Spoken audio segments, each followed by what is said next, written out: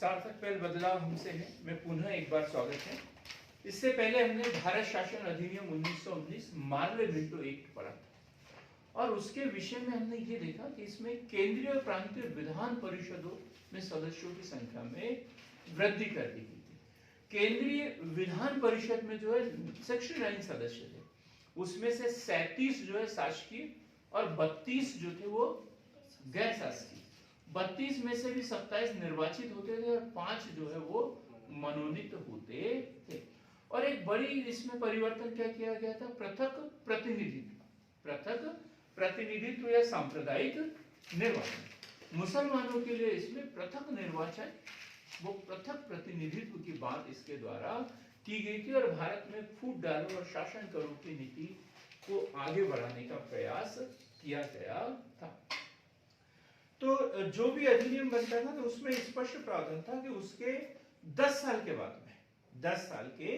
बाद में उसमें कुछ सुधार करना होता था या उसकी एक समीक्षा की जाती थी। तो ये समीक्षा के तहत ही जो है ये है मॉन्टेग्यू चेम्सफोर्ड। इसे क्या कहते हैं? मॉन्टेग्यू चेम्सफोर्ड सुधार। मॉन्टेग्यू चेम्सफोर्ड सुधार। जब हम मॉन्टेग्यू की बात करें तो यह भारत सचिव मॉन्टेग्यू और चेम्सफोर्ड कौन है? वाइसरॉय। चेम्सफोर्ड कौन है? भारत के वाइसरॉय। एक 1917 में एक समिति गठित की गई थी। 1917 में एक समिति गठित की गई थी इसी के ऊपर विचार विमर्श करने के लिए कि भारत में संवैधानिक सुधार करना है तो कौन कौन से सुधार करने की आवश्यकता है। तो इसके लिए एक समिति गठित की गई थी। तो उसमें थे भूपेंद्र नाथ बसु। कौन थे उसमें? भूपेंद्र नाथ बसु एक सदस्य के रूप में कौन थे? भूपेंद्र नाथ बसु। दूसरे थे चार्ल्स रॉबर्ट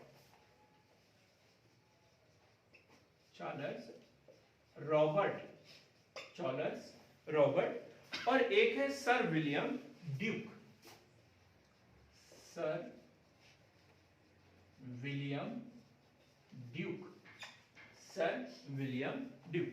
तो भूपेंद्र नाथ बसु, चार्ल्स रॉबर्ट और सर विलियम ड्यूक। और इन्होंने ये इसके लिए अनुशंसा दी थी कि ये प्रावधान हम उसमें कर सकते हैं। ये क्वेश्चन इसके प्रावधान देखेंगे तो सबसे पहला क्वेश्चन और सबसे महत्वपूर्ण क्वेश्चन इसमें पहला भी है और महत्वपूर्ण भी है, उत्तरदायी शासन शब्द का प्रयोग। उत्तरदायी शासन शब्द का प्रयोग। ये क्वेश्चन पूछा गया है पीएससी में कि उत्तरदायी शासन शब्द का प्रयोग किस अधिनियम के तहत किया गया था। तो वह भारत शासन अधिनियम 1919। कौन सा शब्द? उत्तरदायी शासन। यदि हम देखें तो प्रांतों में द्वैध शासन की स्थापना, ये क्वेश्चन भी बहुत सारे एग्जामों में पूछा गया है। प्रांतों में द्वैध शासन, प्रांतों में द्वैध शासन की स्थापना, प्रांतों में द्वैध शासन की स्थापना। समझे? जब हम 1935 का पढ़ेंगे तो उसमें देखेंगे केंद्र में द्वैध शासन और प्रांतों का द्वैध शासन समाप्त कर दिया गया था। तो दोनों प्रश्न याद रखना है। प्रांतों में द्वैध शासन कब लागू किया गया और कब समाप्त किया गया? तो लागू कब किया गया? भारत शासन अधिनियम 1919। समाप्त कब किया गया? भारत शासन अधिनियम 1935। वही केंद्र में द्वैध शासन कब लागू किया गया? 1935। भारत शासन अधिनियम 1935। अब ये द्वैध शासन क्या था? द्वैध शासन को देखें तो जितने भी विषय हैं वो दो भागों में बटे हुए थे। एक है आरक्षित और दूसरे हैं हस्तांतरित। तो जो वायसराय उसकी परिषद होती थी राज्य में, तो उसके लिए कुछ विषय आरक्षित थे, उसके ऊपर निर्णय वही कर सकते थे। और बाकी हस्तांतरित थे। क्लियर है क्या? तो विषय दो भागों में बटे हुए थे, आरक्षित तथा हस्तांतरित। अब देखो केंद्र के लिए क्या प्रावधान किया गया जो आज भी लागू है, जो आज भी लागू है। सभी विषयों को केंद्र सूची व प्रांत सूची में बांटा गया। भाई कानून कौन बनाएगा किसके ऊपर? तो जितने भी विषय हैं, जो मुद्दे हैं, उसको कितने भागों में बांट दिया? दो भागों में बांट दिया। जैसे शिक्षा है, स्वास्थ्य है, परिवार कल्याण है, कृषि है, ऐसे जो मुद्दे हैं तो उनको अलग अलग भागों में बांट दिया कि ये इस सूची में है, केंद्र सूची में, इसके ऊपर कानून बनाने का अधिकार केंद्र को है। ये मुद्दे राज्य सूची में, इनके ऊपर कानून बनाने का अधिकार राज्य को है। जैसे अभी 3 सूची बनी है ना, केंद्र सूची, समवर्ती सूची और राज्य सूची। तो ऐसे उस समय कितनी सूचियां बनी थी? 2, केंद्र सूची और प्रांत सूची, या प्रांतों में बांट दिया था। और अवशिष्ट शक्तियों को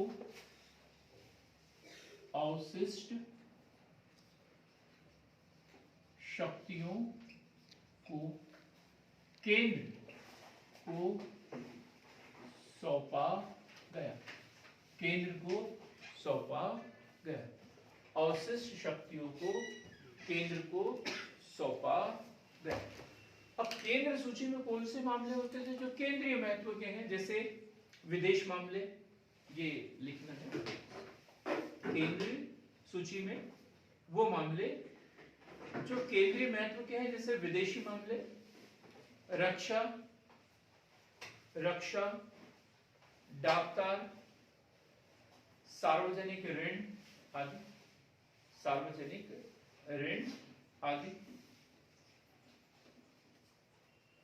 और प्रांतीय सूची में कौन से मामले होंगे? प्रांतीय सूची में वो मामले होते थे जो स्थानीय महत्व के होते थे, जैसे स्थानीय प्रशासन, शिक्षा,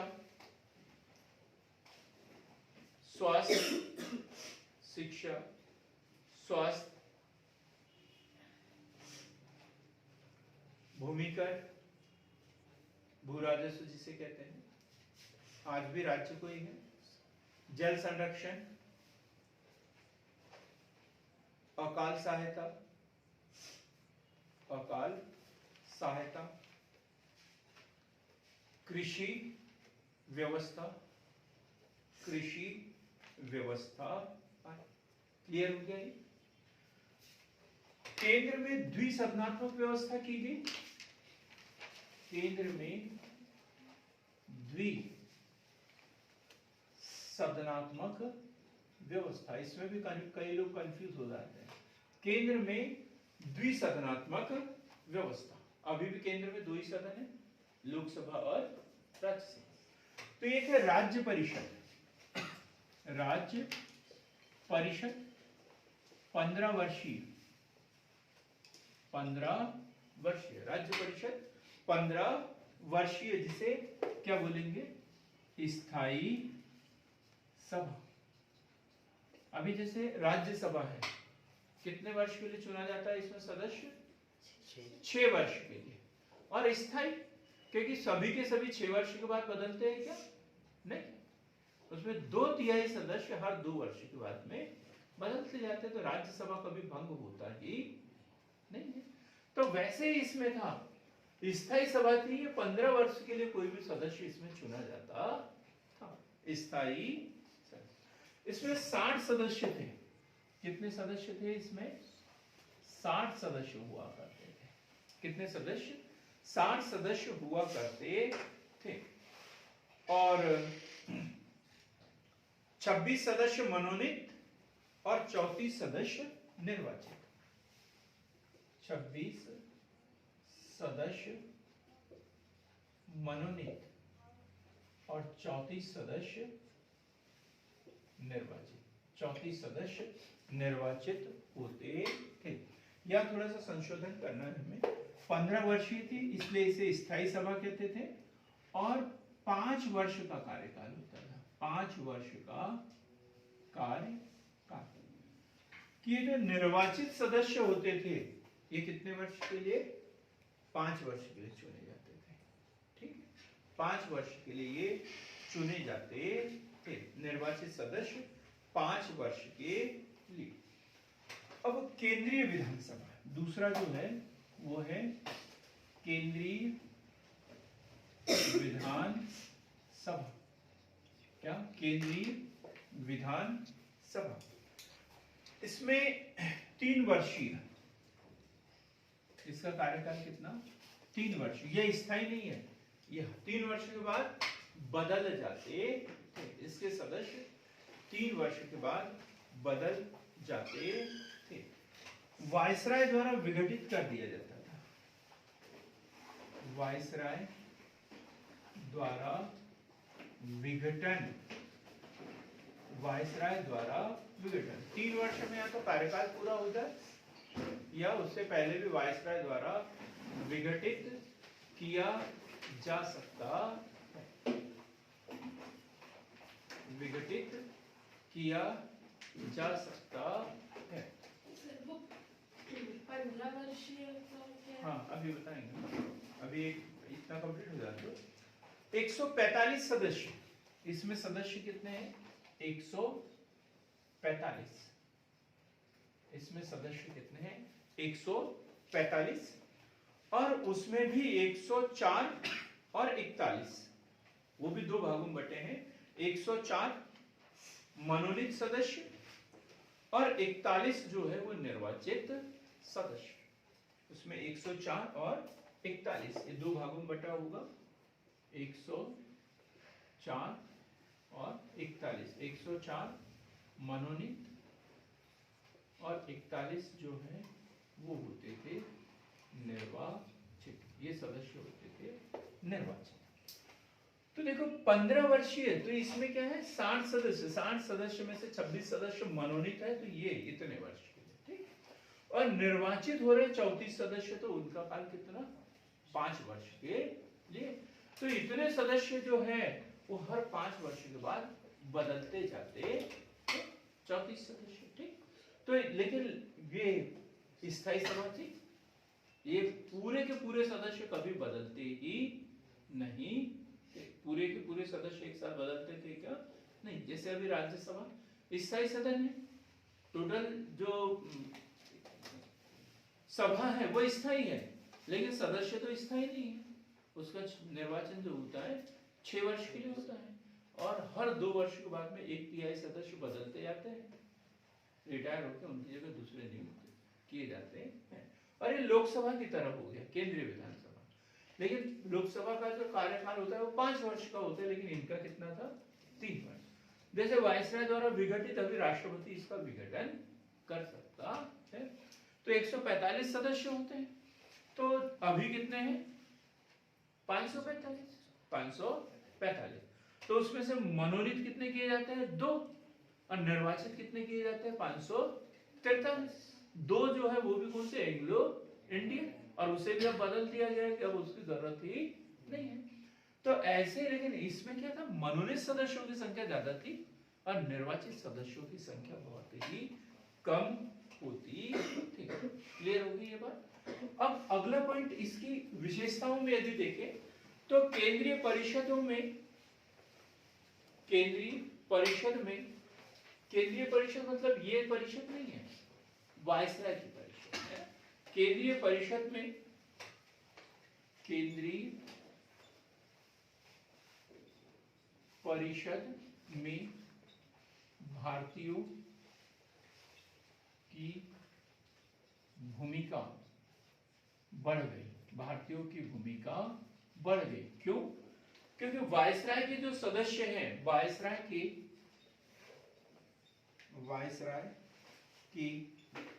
8 सदस्यों में, वायसराय के 8 सदस्यों में से 3 सदस्य, 8 सदस्यों में से 3 भारतीय सदस्य, भारतीय सदस्यों को नियुक्त किया गया, नियुक्त किया गया। वायसराय के 8 सदस्यों में से 3 भारतीय सदस्यों को नियुक्त किया गया। बात क्लियर हो गई यहाँ तक? अब यहाँ पे तो भारतीयों की पहुंच बढ़ गई है। और कौन थे वो? उनको विधि शिक्षा वो उद्योग, उन्हें विधि शिक्षा व उद्योग विभाग सौंपे गए। आईएएस में क्वेश्चन ऐसे ही बनते हैं, कथन के रूप में बनते हैं। इसमें से 3-4 कथन दे देते हैं, छांटते रहो कौन सा सही है कौन सा गलत है। और हम लोग इतना बारीकी से पढ़ते ही नहीं, तैयारी तो करते रहते लेकिन पढ़ते नहीं। क्यों ना है? इतना यदि आज मैं टेस्ट में दे देता तो आप लिख लेते कि ये सब बातें इतनी बारीकी से नहीं पढ़ते ना। आपके पास लिखा है कॉपी में ऐसा पहले नहीं लिखा होगा। वायसराय के 8 सदस्यों में से 3 भारतीय सदस्यों को नियुक्त किया गया, जिन्हें उन्हें विधि शिक्षा व उद्योग विभाग सौंपे।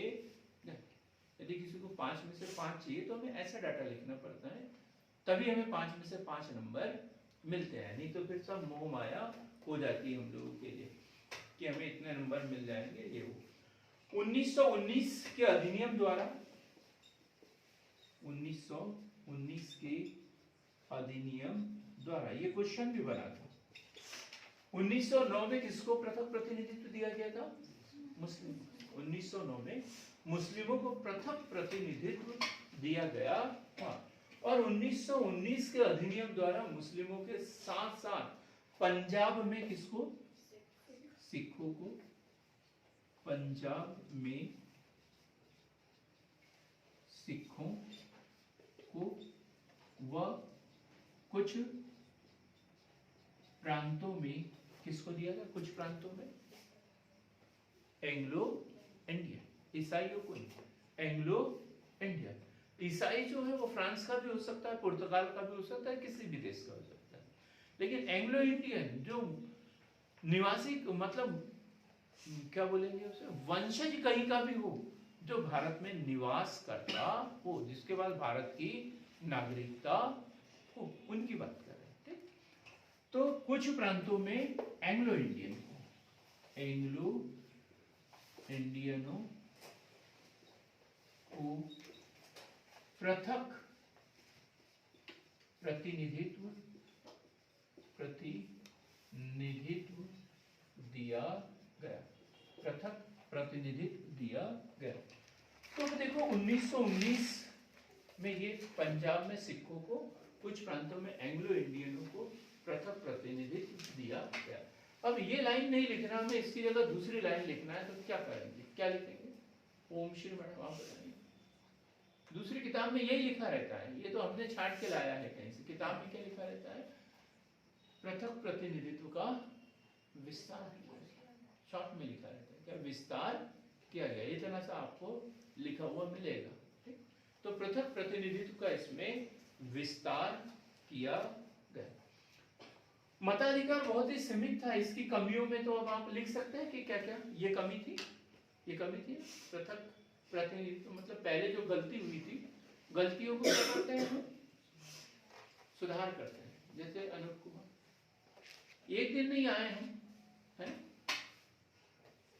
हो सकता है हमने बिना बताए छुट्टी कर ली, गलती हुई है हमसे, गलती हुई, तो उस गलती का सुधार क्या है? दूसरे दिन समय से पहले आ जाए। लेकिन नहीं, अब सर डांटेंगे हमें, तो आज भी नहीं जाते, कल भी नहीं जाते, परसों के दिन अब सर को तो क्या है, अड़ी है सर की, तो वो खुद ही फोन लगा के हमसे पूछेंगे क्यों आ क्यों नहीं जाते। तो ऐसे हम सोच सकते हैं, है ना, ऐसे हम सोच सकते हैं और सोचते भी हैं। तो वो गलती को क्या हो जाता है? बढ़ाना, गलती को बढ़ाना। अब ऐसे या गलती आप लोग करोगे तो मेरी तो नौकरी चल जाएगी। तो अब यहाँ बात क्या, पहले गलती क्या की उन्होंने 1919 में? मुस्लिमों के लिए पृथक निर्वाचन। भारतीयों ने इसका विरोध भी किया, बताया भी कि गलती हुई। मार्ले बेंटो ने ही खुद स्वीकार किया था कि हम जो पृथक प्रतिनिधित्व के रूप में विषदंत बो रहे हैं जिसके भयानक परिणाम हो सकते हैं, ये खुद ने स्वीकार किया था। लेकिन उसके बावजूद अगले अधिनियम में क्या उसको और विस्तार दे दिया, मतलब गलती को और बढ़ा दिया। जो हम मताधिकार की बात करते हैं तो मताधिकार बहुत ही कम, कितने था 3% जनसंख्या सिर्फ मतदान कर सकती है। मताधिकार में बहुत ही कम लोगों को था, 3% जनसंख्या मताधिकार का प्रयोग कर सकती थी। वो 3% लोग कौन थे? आज भी आपको छूट है, आज मैं आपसे कुछ नहीं पूछूंगा, ठीक है? सोमवार से है सोमवार से पूछेंगे आपसे। हाँ, 3% कौन लोग थे जो मताधिकार कर सकते थे? उच्च वर्ग के जमींदार, राजा। ये क्या किसी ने मंत्र मारा था, मंत्र फूका था कि कुछ भी पूछो तो ये उच्च वर्ग जमींदार वर्ग ये भूल रहे, मेरी जगह आप इन शब्दों का इस्तेमाल करने लगे। जो पढ़े लिखे लोग थे, उसमें था जैसे जिनकी आय 10,000 रुपए वार्षिक थी, वो लोग वोट कर सकते थे जिनकी आय 10,000 रुपए वार्षिक थी। मैं आपके दांत पे लिख दूं या आप लिखोगे अपनी कॉपी में कहीं पर, जिनकी आय ऐसे देखें 10,000 रुपए वार्षिक थी वो मतदान कर सकता था। अथवा न्यूनतम 750 रुपए वार्षिक कर देता हूं, न्यूनतम 750 रुपए वार्षिक कर देता हो, वार्षिक कर देता हो। अथवा इनको मतदान का अधिकार था। 15 रुपए मासिक किराया देता हूं, वो भी वोट कर सकता था, जो किराया देता हूं इतना सक्षम हूं। या 15 रुपए मासिक नगर पालिका को कर देता हूं, नगर पालिका को कर देता हूं। या न्यूनतम